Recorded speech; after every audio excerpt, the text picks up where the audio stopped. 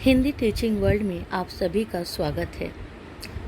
आज मैं आपके समक्ष पश्चिम बंगाल 11वीं कक्षा में संकलित पाठ सहपाठी की चर्चा करूंगी। सहपाठी, जिसके लेखक है सत्यजीत राय।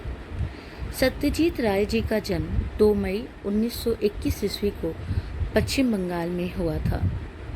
सत्यजीत राय की कुछ रचनाएं हैं, जैसे कि फेलुदा, एकेर पीठे दुई, जखन छोटो छिलाम, विषय चलचित्र, एकई बोले shooting, our films, their films आदि।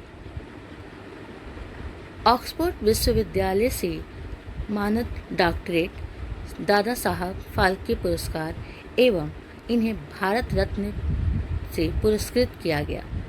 सहपाठी, सहपाठी यानी क्लासमेट्स, साथ में पढ़ने वाला। इस वीडियो में मैं आपको सहपाठी पाठ का सार यानी संक्षिप्त में विवरण प्रस्तुत करूंगी।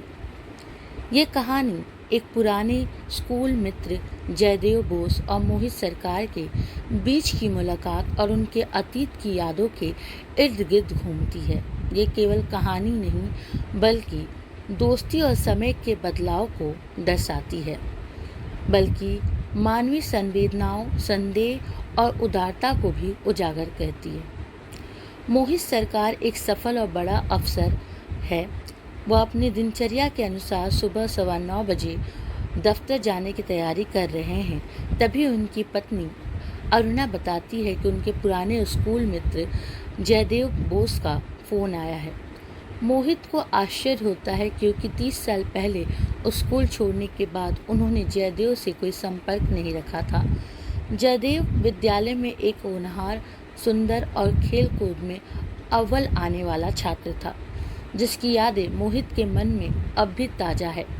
हालांकि इतने वर्षों बाद वह जयदेव के प्रति कोई खास लगाव महसूस नहीं करता। जयदेव फ़ोन पर मोहित से मिलने की इच्छा प्रकट करता है। मोहित उसे उसी दिन शाम 7 बजे अपने घर आने को कहता है।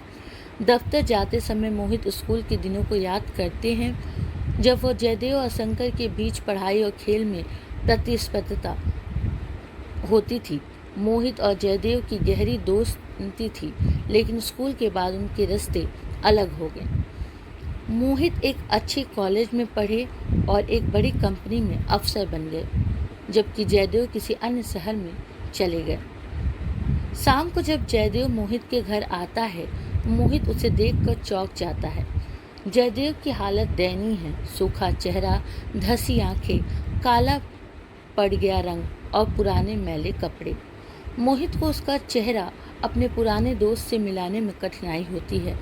जयदेव अपनी मुश्किलों का जिक्र करता है, पिता की मृत्यु, पढ़ाई छूटना, नौकरी की तलाश और अब कारखाने और बीमा दलाली जैसे कामों में भटकना।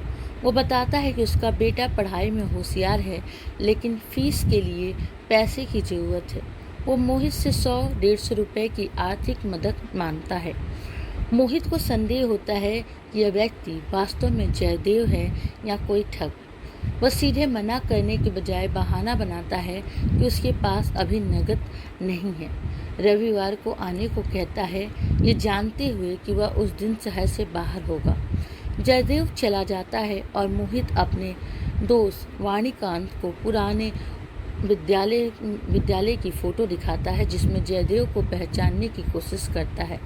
वाणीकांत बताता है कि उसने जयदेव जैसे दिखने वाले व्यक्ति को रेस कोर्स में जुआ खेलते देखा है, जिससे मोहित का संदेह और बढ़ जाता है।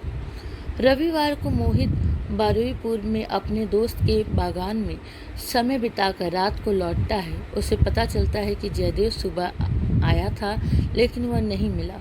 अगले दिन सुबह जयदेव का बेटा संजय मोहित के घर आता है, क्योंकि जयदेव को पैर में मोच आ गई थी। संजय एक शांत, शालीन और 13-14 साल का लड़का है। मोहित उसे देखकर प्रभावित होता है। उसने अपने पुराने दोस्त जयदेव की झलक पाता है। वह संजय को 200 रुपये देता है और उसे नाश्ता करवाने के बाद अपनी गाड़ी से घर छोड़ने की व्यवस्था करता है। संजय को देखकर मोहित का मन हल्का हो जाता है। भले ही वह जयदेव पूरी की तरह पहचान ना पाया हो, संजय में उसे अपने पुराने सहपाठी की छवि दिखती है। वह खुशी और संतुष्टि महसूस करता है कि उसके एक ज़रूरतमंद की मदद की, चाहे वह उसका पुराना दोस्त हो या ना हो।